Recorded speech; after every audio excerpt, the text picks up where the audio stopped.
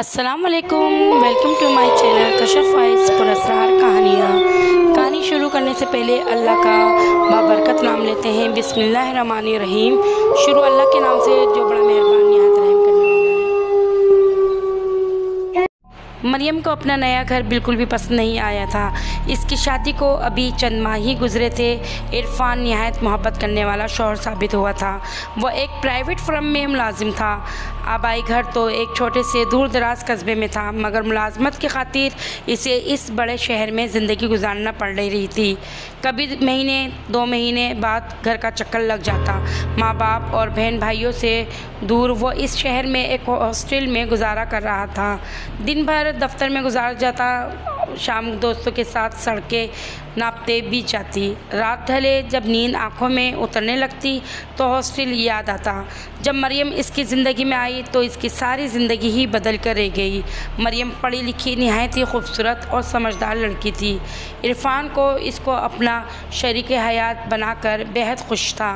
माँ बाप के मशवरे के बाद इसने इस बड़े शहर में अपने लिए कोई मकान तलाश करना शुरू कर दिया जहाँ वो अपनी बीवी के साथ रह सके।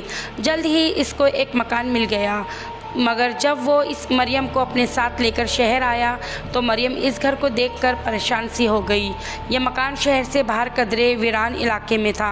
कुछ अरसे पहले तक ये एक बहुत ही बड़ी हवेली थी जिसके साथ एक बहुत बड़ा बाग भी था, मगर अब वो बाग उजड़ चुका था और हवेली की भी हालत बहुत ही खस्ता हो चुकी थी। इस हवेली के मालिक 2 भाई थे जिन्हें विरासत में ये मुंतकिल हुई थी। दोनों ने इसे आपस में तकसीम करने के लिए दरमियान में एक छोटी सी दीवार तामीर कर ली थी। एक भाई ने अपना हिस्सा गिराकर इसे असर नौ तामीर करवाया और फिर किराए पर उठा दिया। दूसरे भाई को शायद इसकी ज़रूरत नहीं थी, इसलिए इसने अपने हिस्से की तरफ कोई तवज्जो न की और वह मज़ीद बोसीदा होता चला गया। यही नौ तामीर शुदा हिस्सा अब इरफान ने किराए पर हासिल कर लिया था।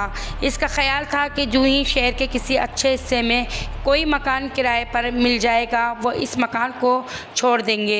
इस हवेली को तकसीम करने के लिए दीवार तो तामीर कर दी गई थी, मगर बाग वाले हिस्से में कोई दीवार ना थी। वहाँ सिर्फ एक बाड़ लगी हुई थी जो बाग को 2 हिस्सों में तकसीम करती थी। मरियम, तुम्हें ये घर क्यों पसंद नहीं आया? ये बड़ी पुरअमन और ख़ूबसूरत जगह है, इरफान ने चाय का कप उठाते हुए कहा। ये शाम का वक्त था, आज दफ्तर से छुट्टी थी, इसलिए इरफान घर पर ही मौजूद था। दोनों लॉन में बैठे चाय पी रहे थे।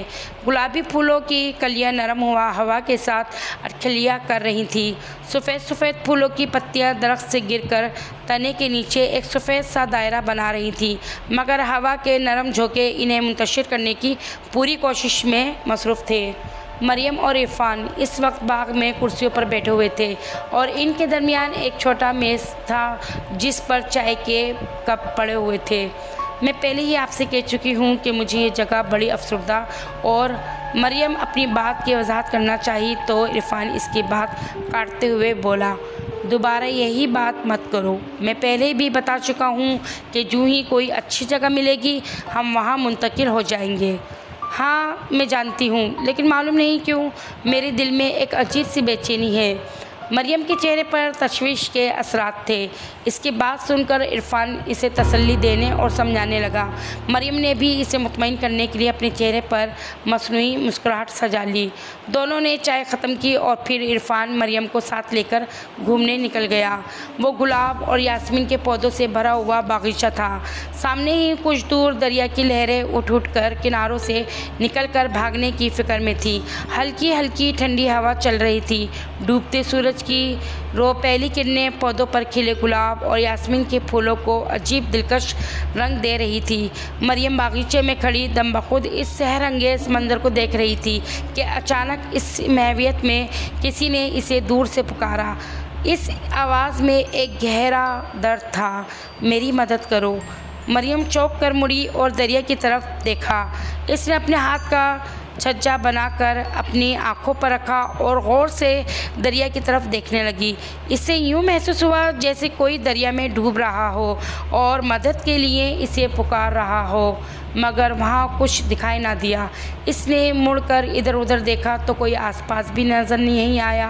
वो सोचने लगी कि ये कौन है जो इसे पुकार रहा है। दरिया के पानी में कोई ऐसी हरकत नज़र नहीं आ रही थी जो इस बात की अलामत हो कि कोई डूब रहा हो।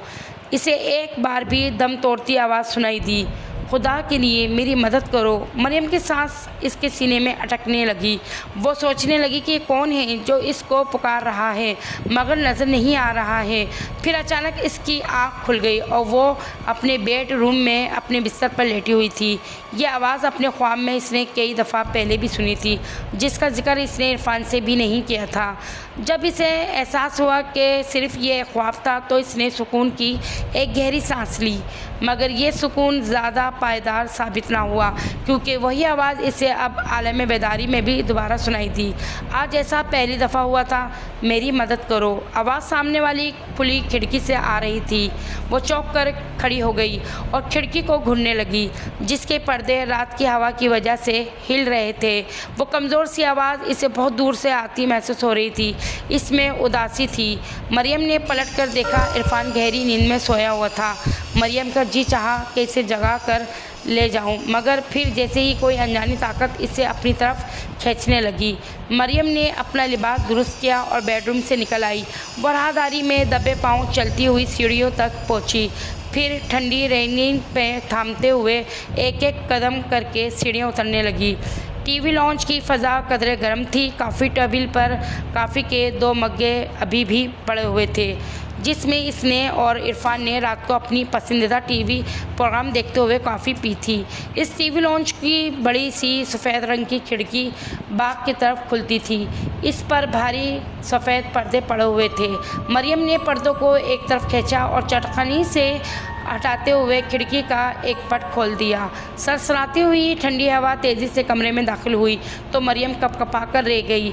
बाहर बाग के पेड़ों के पीछे चांद की पहली रोशनी यूं झांक रही थी जैसे वो भी मरियम की मानंद किसी से खौफजदा हो।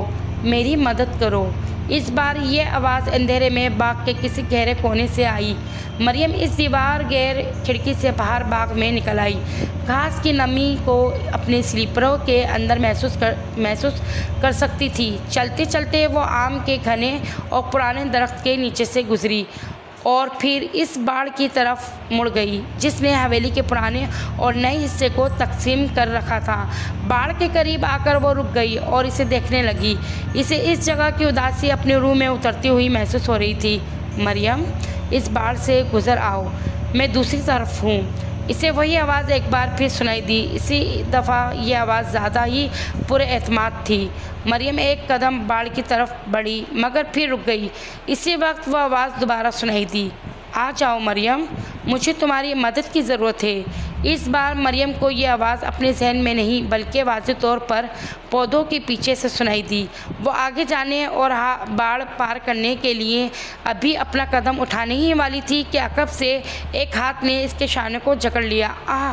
वो गिरफ्त की शिद्दत से चिल्ला उठी। मरियम, तुम इस वक्त यहाँ क्या कर रही हो? अब ये इरफान की आवाज़ थी जो इसे तलाश करता हुआ यहाँ तक पहुँच गया था। इरफान को दिखते ही इसकी आंखों से आंसू बहने लगे और वो बेअख्तियार इसके बाजुओं में समा गई। सिसकते हुए वो बोली, इरफान, मैंने वो आवाज़ दोबारा सुनी है, चलो आओ घर के अंदर चलो। इरफान इसे एहतियात से बाजुओं में समेटते हुए घर की तरफ पलट गया। बेडरूम में आकर इसने मरियम को चुपचाप बिस्तर में लिटाकर कंबल उड़ा दिया और ख़ुद इसका हाथ थामे इस वक्त तक बैठा रहा जब तक कि वो गहरी नींद सो नहीं गई हो। दूसरे दिन दफ्तर से छुट्टी करते ही इरफान घर आने के बजाय सीधा इस स्टेट एजेंट के दफ्तर पहुंच गया जिसने इसे ये मकान किराए पर दिलवाया था। स्टेट एजेंट इरफान को देखते ही सीधा होकर बैठ गया और सवालिया नज़रों से इसकी तरफ देखने लगा। इरफान ने एक कुर्सी सीधी की और इस पर बैठते हुए बोला, मुझे कुछ मालूमात लेनी थी आपसे। जी फरमाइए। स्टेट एजेंट अपनी पेशवाराना मुस्कुराहट चेहरे पर सजाते हुए बोला, आपने जो मकान मुझे किराए पर दिलवाया है इसका बाकी निस्फ हिस्सा जो अभी तक अपनी पुरानी हालत में पड़ा हुआ है, क्या इसके मालिक को इसको तामीर करवाने का कोई इरादा नहीं है? इरफान का सवाल सुनते ही एजेंट के चेहरे पर कई रंग एक साथ बदले। वो कुछ देर सोचता रहा, फिर हल्का सा खंखारते हुए बोला, आपको इस बारे में फ़िक्र करने की कोई ज़रूरत नहीं है। मकान का जो हिस्सा आपके हिस्से में है वो तो अच्छी हालत में है ना। बाकी रही बात दूसरे हिस्से की, तो वो हिस्सा जिसकी मलकियत में है वो इसको तामीर करने का इरादा तो रखता था, मगर एक रोज़ वो अचानक कहीं गायब हो गया। इस वक्त वो इसी मकान में राइश पजीर था। ये आज से 40 बरस पहले की बात है। इस वक्त वो इस मकान में तन्हा रहता था। मुकामी पुलिस काफ़ी अरसे तक इसको तलाश करती रही, मगर इसका कोई सुराग ना मिल सका। तब इस घर को इस वक्त के लिए मुस्तकिल तौर पर बंद कर दिया गया, जब तक इसके मालिक की कोई इत्तला नहीं मिल जाती। इस वजह से ये मकान आज तक पुरानी हालत में पड़ा हुआ है। जब इरफान घर पहुंचा तो मरियम किचन में काम कर रही थी। इसे देखते ही वो तेज़ी से लपकी और इससे लिपट गई। इरफान के होठों पर बेसाख्ता मुस्कुराहट फैल गई। क्या बात है भाई, खैरियत तो है ना? वो हंसते हुए पूछने लगा। जब आप मेरे पास मौजूद होते हैं ना तो मेरा दिल मुतमईन होता है, वरना तो एक अनजाना सा डर दिल में मौजूद रहता है। मरियम की बात सुनकर इरफान हंसते हुए इसे प्यार करने लगा। ज़रा डरा मत करो, मैं हूँ ना तुम्हारे साथ। इरफान ने इसे तसल्ली देते हुए कहा। डरो कैसे नहीं, मरियम खाना डाइनिंग टेबल पर लगाते हुए बोली। दिन में जो मासी घर में काम करने आती है वो बता रही थी कि हमारे साथ वाली बोसीदा हवेली के बाग में घने दरख्तों पर जिन्नात का बसेरा है और वही इस हवेली के मालिक को उठाकर ले गए थे। इसकी बात सुनकर इरफान खिलखिलाकर हंस पड़ा। अरे तुम इन बातों पर भी यकीन किया करती हो? ये सब अफवाहें हैं जो कम इल्मी के सबब फैलती हैं। इंसान से बड़ा भला कोई जिन है?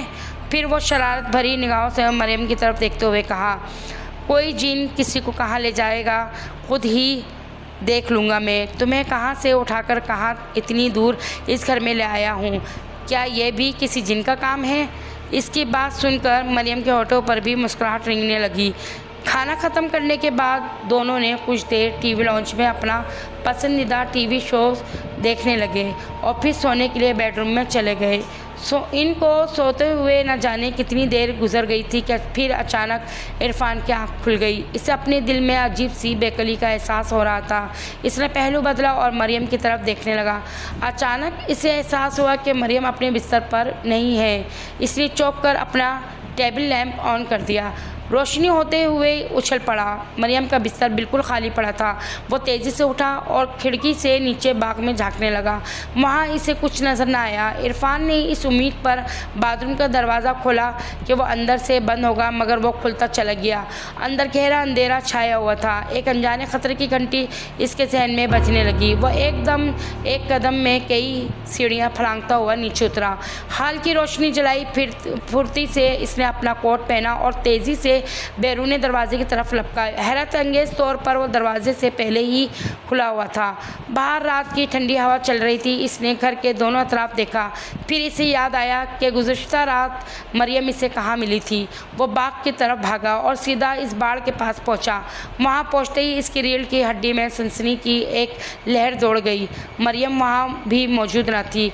परेशानी के आलम में वो वापस घर की तरफ भागा और पुलिस को फ़ोन करने लगा। अभी फ़ोन करके ही रखा था कि इसे अपनी पुरानी हवेली की तरफ से धीमी धीमी शोर सुनाई देने लगा।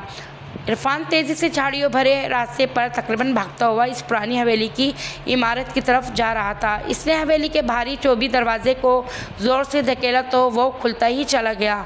इरफान परेशानी के आलम में अंदर दाखिल हो गया। अंदर दाखिल होते हुए इसे अपने पीछे इस भारी दरवाजे के बंद होने की दूर दराज आवाज़ ने खौफ के मारे उछलने पर मजबूर कर दिया।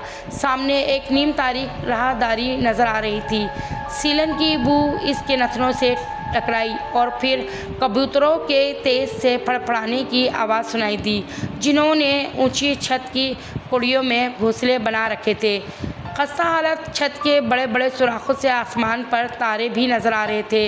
इन सब चीज़ों ने मिलकर इस माहौल को खासा खौफनाक बना दिया था। वो मोहतात अंदाज में कदम आगे बढ़ने लगा। राहदारी का इख्तिताम एक बड़े से हालनुमा कमरे पर हुआ। इस हाल के दोनों तरफ में बंद दरवाजे नज़र आ रहे थे, जबकि आमने सामने दीवारों में बाग की तरफ खुलने वाली खिड़कियां थीं। इन खिड़कियों की वजह से इस कमरे में हल्की हल्की रोशनी फैली हुई थी और धुंधले साए नज़र आ रहे थे। इस हाल का फर्ज शायद जो भी था, क्योंकि अपने हर कदम के साथ इरफान को लकड़ी के चरचराने की आवाज़ सुनाई दे रही थी। इस मध्यम रोशनी में अचानक इसने एक हौला देखा जो ऊपरी मंजिल को जाने वाली सीढ़ियों के करीब खड़ा था। जब वो कुछ करीब हुआ तो इसे अंदाज़ा हुआ कि ये तो मरियम है, तो वो चिल्ला उठा, मरियम, तुम यहाँ क्या कर रही हो? मरियम ने अपना सर धीरे से इसकी तरफ मोड़ा और अपनी मुकम्मल सफ़ेद आंखों से इसकी तरफ घूरते हुए गहरी सरसराती हुई आवाज़ में बोली, वहीं अपनी जगह पर रुक जाओ। ये आवाज़ सुनते ही इरफान के कदम एकदम अपनी जगह जम गए। एक लम्हे के बाद वो बोला, मरियम, मैं तुम्हें तलाश करता हुआ यहाँ तक आया हूँ, चलो मेरे साथ, घर वापस चलो। मरियम के हलक से बेसाख्ता एक खौफनाक कहका बुलंद हुआ और वो कहने लगी, मैं कहीं नहीं जाऊंगी। इस दफ़ा इरफान ने वाज़ेह तौर पर महसूस किया कि ये आवाज़ मरियम की नहीं थी, बल्कि ये तो कोई मर्दाना आवाज़ थी जो मरियम के हलक से बरामद हो रही थी। वो समझ गया कि इसकी बीवी किसी गैर मरई मखलूक के हिसार में है। तुम मेरी बीवी को छोड़ दो और अपनी दुनिया में वापस चले आओ।